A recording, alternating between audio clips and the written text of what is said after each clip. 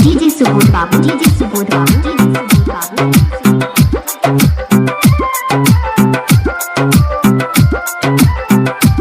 अखन अहाँ सब सुन रहल छी मैथिली टॉप म्यूजिक से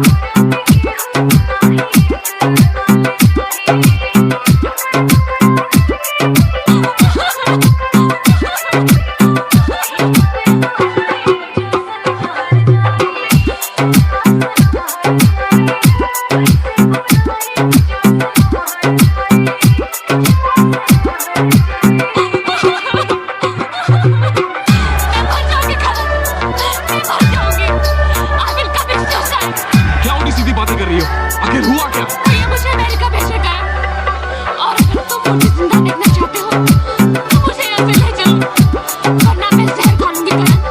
Yes, I mean it. DJ Subodh Raj, DJ Subodh Raj.